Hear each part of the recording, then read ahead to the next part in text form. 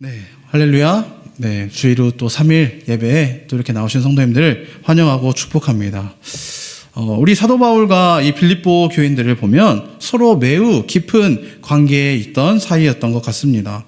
서로가 서로를 위해서 기도하고 또 복음 안에서 서로를 진심으로 아끼고 사랑하는 그런 관계였습니다. 사도 바울은 그래서 특별히 이 빌립보 교인들을 생각할 때마다 그들에게 구원의 은혜를 베푸시고 또 하나님 보시기에 합당한 자리에까지 이끄시는 주님의 은혜 때문에 고난 중에 감사할 수 있었고 또한 기뻐할 수 있었다라고 고백하고 있습니다. 사도 바울이 이 로마 감옥에 갇혀 있을 당시에 많은 교회와 성도들이 이단과 또한 미혹의 문제들로 여러 가지 갈등의 문제로 말미암아서 혼란스러워하고 있던 그러한 상황이었습니다. 많은 교회들이 흔들리고 있었고 성도들이 넘어지는 일이 흔하게 일어나고 있었습니다. 그런데 이러한 시기에 빌립보 교회는 흔들리지 않고 여전히 하나님 안에서 든든하게 세워져 가고 있었고 또한 사도 바울을 도와서 주의 일을 함께 감당하는 자리에까지 와 있었습니다. 흔들리는 교회들 또 갈등과 분열을 경험하는 많은 성도들 때문에 사도 바울은 많은 걱정과 또한 근심을 했지만 빌립보 교회와 같은 건강한 교회가 있었기 때문에 위로를 받을 수 있었습니다. 그리고 하나님께서 다른 교회들도 빌립보 교회처럼 든든하게 세워주실 것을 소망하면서 사도 바울은 고난 중에서 또한 감사하고 기뻐할 수가 있었습니다. 오늘 본문은 빌립보 교인들을 향한 사도 바울의 기도 제목 그리고 그 내용이 나와 있습니다.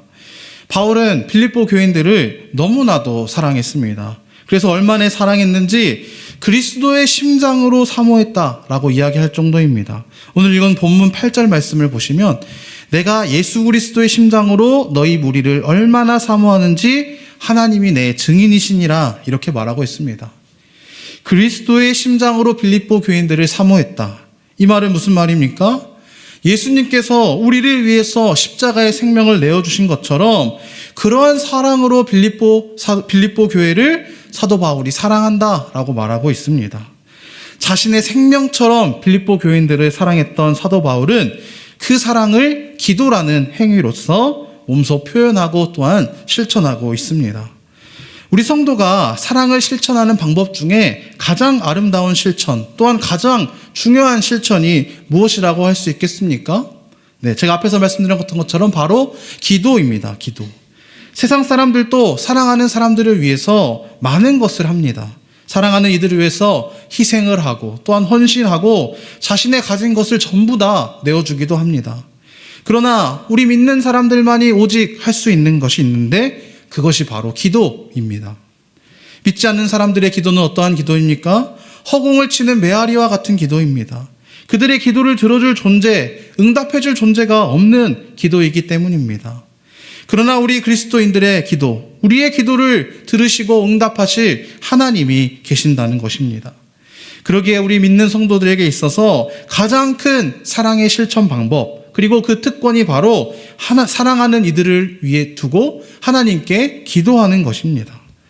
사도 바울은 지금 그러한 그리스도인으로서 갖는 특권과 사랑을 가지고 빌립보 교인들을 위해서 기도하는 것입니다. 특별히 오늘 본문에서 사도 바울은 빌립보 교인들의 신앙 성숙을 위해서 기도했습니다. 우리는 오늘 이 사도 바울의 기도의 제목과 또한 내용들을 살펴보면서 저와 여러분 또한 우리가 사랑하는 이들을 위해서 특별히 우리 사랑하는 교회와 영적 형제 자매의 성숙을 위해서 어떠한 기도 제목과 어떤 내용을 가지고 하나님께 간구해야 하는지를 함께 살펴보도록 하겠습니다. 사도 바울의 기도의 첫 번째는 성도의 지식과 총명의 풍성함을 위해서 기도했습니다. 우리 읽은 본문 9절 말씀을 보시면 내가 기도하노라 너희 사랑을 지식과 모든 총명으로 점점 더 풍성하게 하사 이렇게 기도했습니다. 사도 바울은 빌립보 교인들을 위해서 기도할 때 제일 먼저 성도들의 지식과 총명함의 풍성함을 위해서 기도했다라고 말하고 있습니다.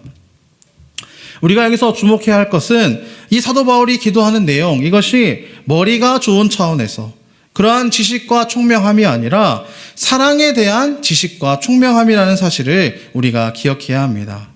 성경에서 제일 중요한 계명이 무엇입니까? 너무나 잘 아시는 것처럼 하나님 사랑 그리고 이웃 사랑입니다. 이처럼 사랑이 가장 중요한데 정작 우리는 어떻게 사랑해야 하나님이 보시기에 합당한 것인지에 대해서 우리가 무지할 때가 너무나 많다라는 것입니다. 사랑에 대해서는 너무나 다양하게 정의할 수가 있습니다. 그러나 그 중에서 가장 기본적인 정의는 상대방을 배려하고 이해하는 것이다 라고 생각이 됩니다. 그런데 우리는 사랑할 때 어떻게 사랑합니까? 대부분 내 기준을 가지고 내 생각대로 사랑을 하려고 한다는 것입니다. 상대방을 생각하지 않고 저마다 나를 좀 생각해 달라고, 나한테 맞추어 달라고 아우성입니다. 이러한 미성숙한 부분이 서로 간에 상처가 될 수 있습니다. 나는 상대방을 사랑해서 한 행동인데 상대방에게는 그것이 도리어 아픔이 될 수 있습니다. 요즘 우리 데이트 폭력 그리고 가정 폭력 이러한 것들이 사회적으로 큰 문제가 되고 있지 않습니까? 사랑해서 연인이 되었습니다. 그리고 너무나 사랑해서 영원히 함께하고자 해서 결혼을 하고 가정을 이루었습니다. 그런데 그 가운데 폭력이라니 이것이 있을 수 있는 일이겠습니까? 폭력을 행사하는 그 가해자들을 보면 심지어 이렇게까지 이야기합니다. 사랑해서 때렸다.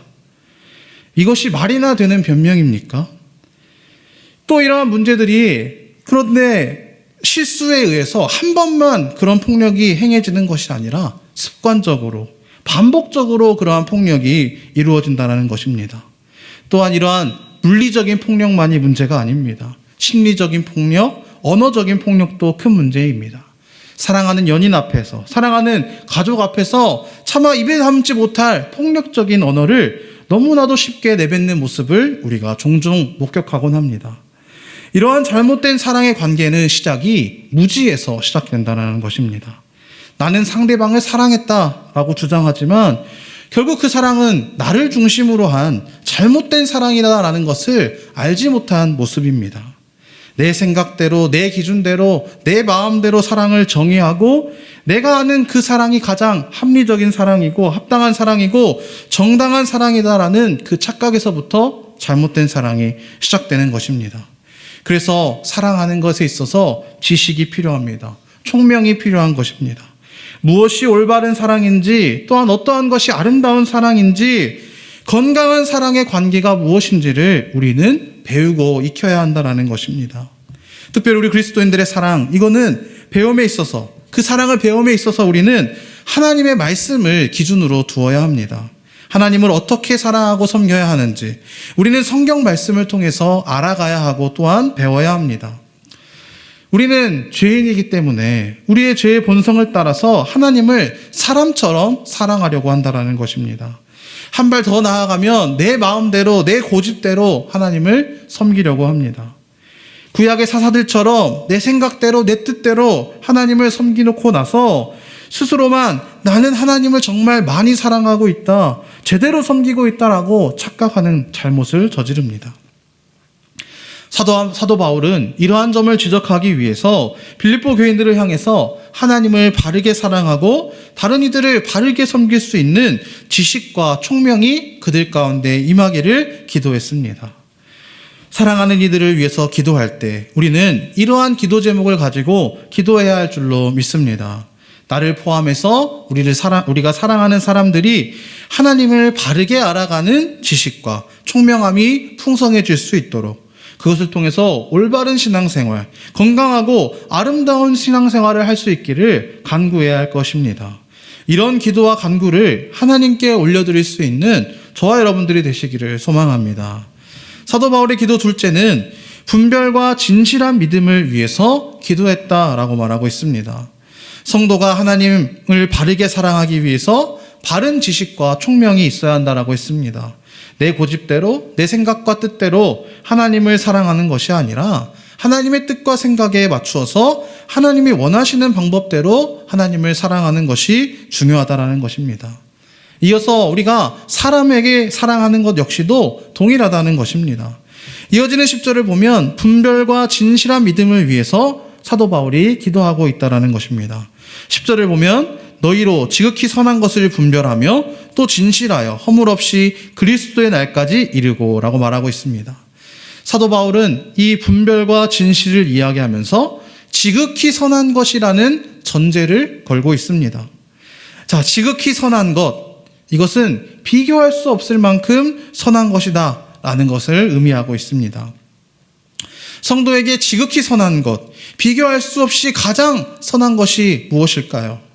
그것은 바로 하나님의 뜻입니다. 다시 정리하면 우리 성도들은 선한 것을 추구하면서 살아야 합니다. 그런데 그 선한 것이 무엇인고 하니 결국 하나님의 뜻이다라는 말입니다. 자, 10절에서 배우는 이 분별과 진실, 이것은 우리 성도가 하나님의 뜻, 하나님의 선한 것이 무엇인지를 바르게 알아가기 위해서 필요한 알미라고 할 수 있습니다. 지혜와 총명함을 통해서 하나님을 바르게 사랑하고 다른 이들을 섬길 수 있는 방법을 배웁니다. 이 지혜와 총명함을 통해서 하나님 보시기에 선한 것, 하나님이 기뻐하시는 뜻이 무엇인지를 배운다라는 것입니다. 이제 하나님의 선하신 뜻을 우리가 지혜와 총명을 통해서 배웠다라고 한다면 이제 한 발 더 나아가서 그 뜻대로 순종하면서 살아가는 이러한 삶의 모습이 우리에게 필요하다라는 것입니다. 바르게 아는 것으로 끝나는 것이 아니라 하나님의 말씀을 공부하고 그것을 깨달았다라면 이제는 그 말씀과 그 뜻대로 살아야 할 책임이 우리에게 있다라는 것입니다. 하나님 보시기에 선한 것을 추구하며 또 하나님의 기뻐하시는 뜻대로 살기 위해서 우리에게 필요한 것이 바로 분별력과 진실함이라고 할 수 있습니다.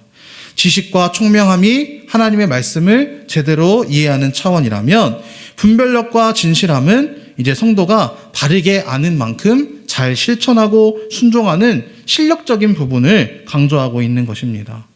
우리 성도는 믿음의 실력을 길러야 합니다. 무엇이 하나님이 기뻐하시는 것인지 그것을 분별할 줄 아는 실력, 하나님이 기뻐하시는 뜻대로 진실하게 살아갈 수 있는 실력이 우리에게 필요하다라는 것입니다.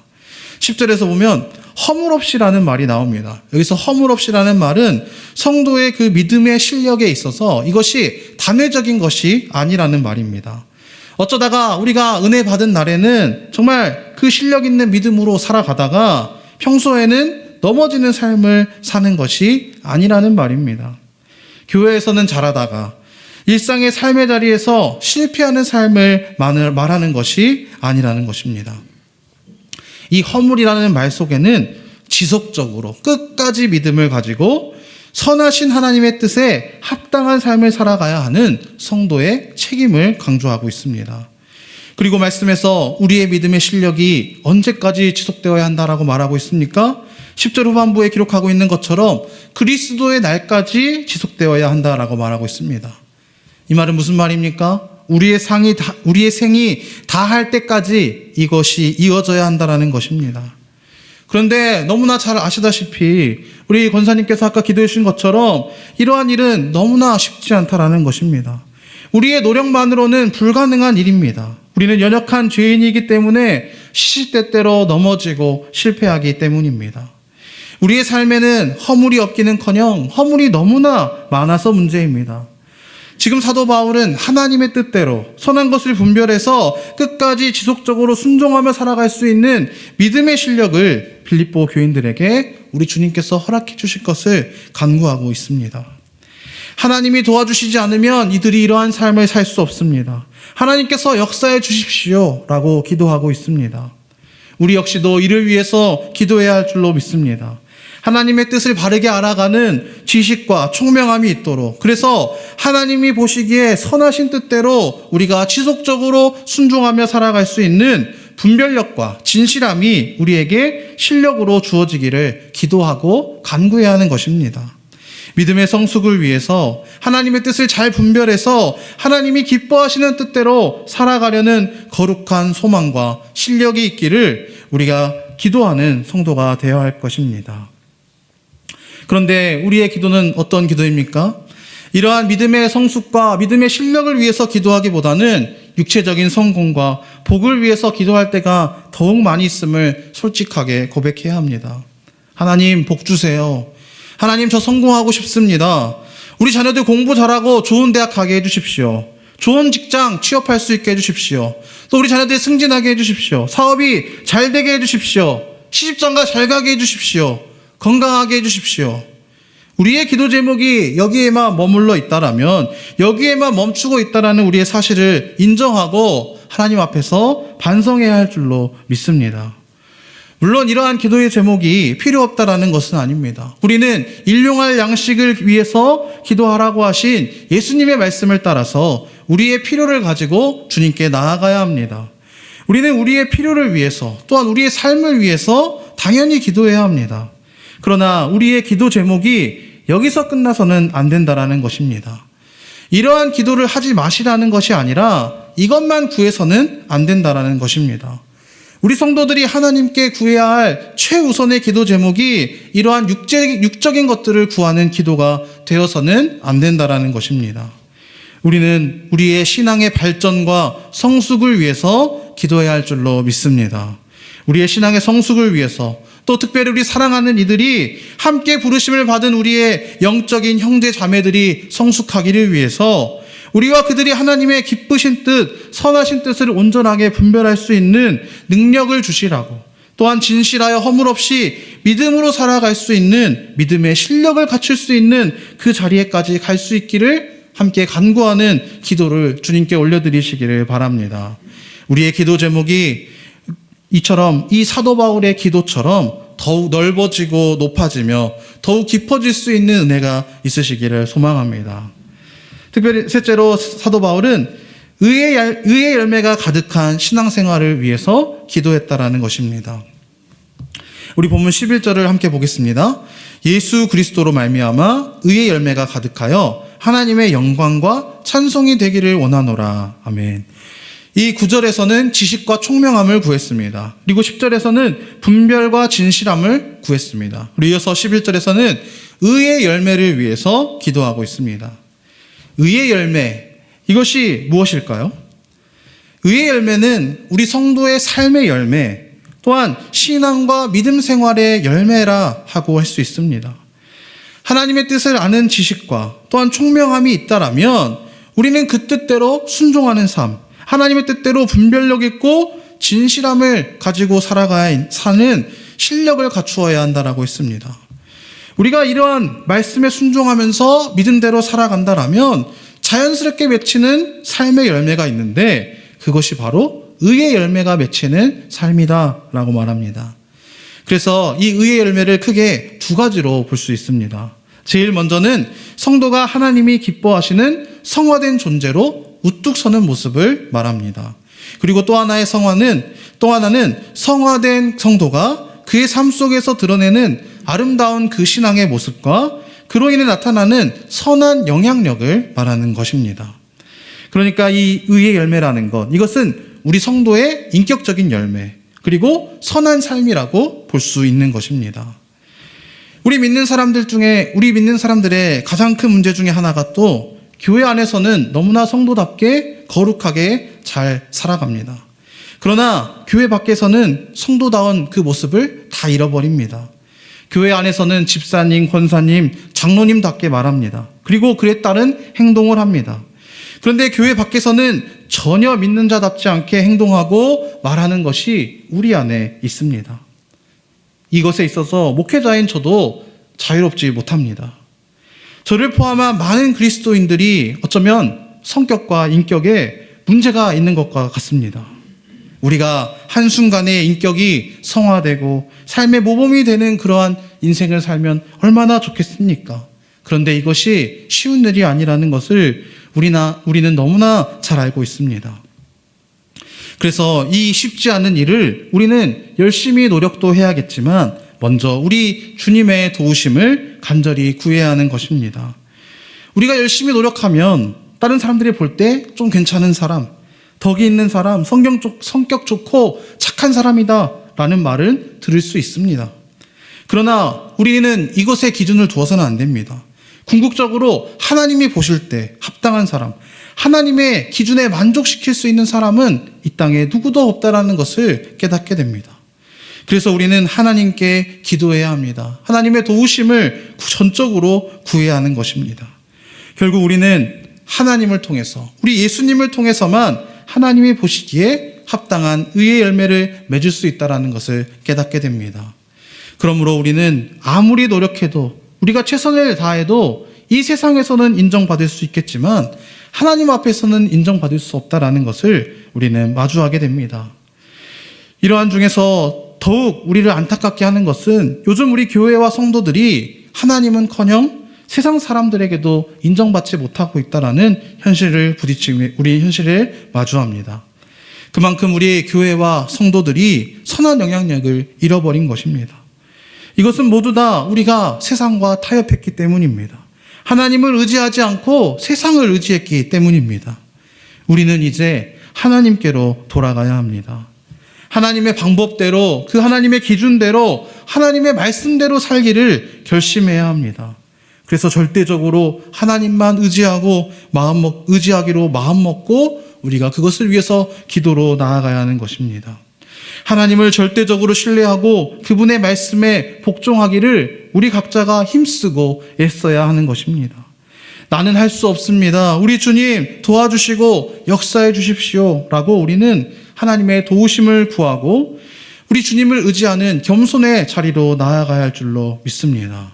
우리 주님께서는 겸손히 하나님을 의지하고 신뢰하는 자에게, 또한 하나님의 말씀에 자신을 쳐서 복종하고자 노력하는 자에게 하나님께서 말씀하셨던 이 의의 열매를 주실 줄을 믿습니다. 오늘 말씀을 마무리하도록 하겠습니다. 오늘 우리가 먼저 기억해야 할 것은 사랑하면 기도해야 한다는 것입니다. 믿는 사람들의 가장 큰 특권이 바로 하나님을 향해서 성령님을 의지하여 예수님의 이름으로 기도할 수 있다는 것입니다. 우리의 기도를 들으시고 응답하시는 전능자 하나님이 우리의 아버지이십니다.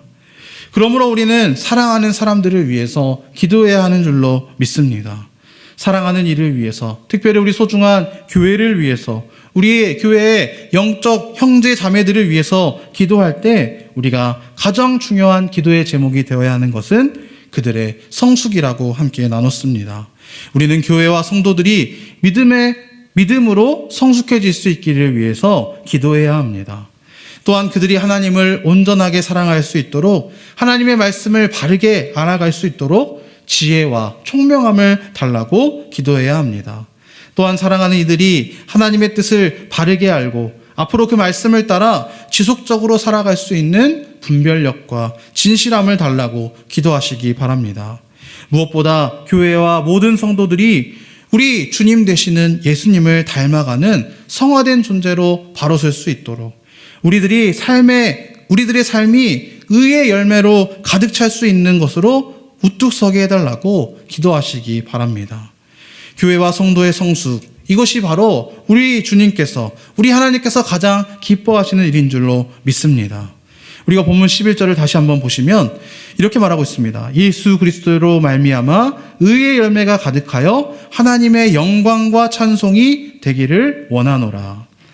우리 교회의 성숙, 우리 성도의 성숙이 결국 하나님의 영광과 찬송이 되어진다라고 말하고 있습니다. 전능자 하나님, 창조주 하나님, 만왕의 하나님, 그 하나님의 영광과 찬송이 된다. 이것이 얼마나 감사하고 귀한 일입니까? 솔직히 이 우주의 만물의 주인이시고 온 세상을 다스리시는 하나님에게 이 금이나 보석이 과연 귀한 것이겠습니까?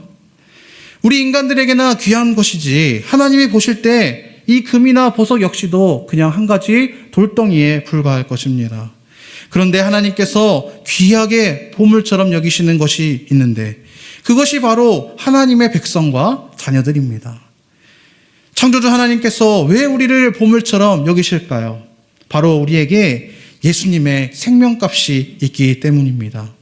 예수님이 생명이라는 비용을 지불하시고 우리를 사셨기 때문에 하나님께서 우리를 애지중지하시는 것입니다.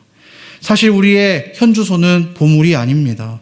우리의 가격은 사실 보물이기는커녕 마이너스입니다. 죄의 노예로 살고 있는 우리는 값을 치르고 사는 것이 아니라 오히려 값을 얹어주어서 가져가달라고 해도 안 가져갈 그러한 존재가 우리입니다. 우리의 존재가 하나님 보실 때 죄인 중에 죄인이기 때문입니다. 그런데 하나님이 우리를 예수님의 그 생명의 비용을 지불하고 사셨습니다. 마이너스 인생인 우리를 이제 보물 중에 보물의 인생으로 만드시는 일을 하나님이 우리 인생 가운데 친히 행하셨다라는 것입니다. 이것이 바로 우리 성도들을 향한 하나님의 연단이고 훈련의 작업입니다. 욥의 고백처럼 연단하신 다음 순금같이 되게 하는 하나님의 일하심입니다. 우리 안에 예수님의 생명의 값이 있기 때문에 하나님은 예수님의 생명에 합당한 존재로 우리를 만들어가는 작업을 이루어 가십니다. 이 일은 하나님이 하시는 일입니다. 그러나 우리 편에 있어서 너무나 고통스러운 작업입니다. 진흙이 토기장의 손에서 이리저리 만져지듯이 우리가 그렇게 만져지고 있는 것입니다. 토기장의 손에 많이 만져질수록 또한 많이 다듬어지고 많이 깎아질수록 아름다운 작품이 될 수 있습니다. 우리도 하나님의 손 안에서 많이 만져지고 다듬어지고 깎아짐을 통해서 더욱더 성화된 존재로 우뚝 설 수 있는 것입니다. 그래서 우리는 이 사도 바울의 기도처럼 성도의 성숙과 성화를 위해서 기도해야 할 줄로 믿습니다. 이 작업이 또한 이 일이 저와 여러분의 삶 속에서 그리고 우리가 사랑하는 종암제일교회 모든 성도들의 삶 속에서 아름답게 잘 이루어질 수 있도록 그래서 우리 모두 하나님 보시기에 아름다운 작품으로 우뚝 서어질 수 있도록 간절히 기도할 수 있기를 바랍니다.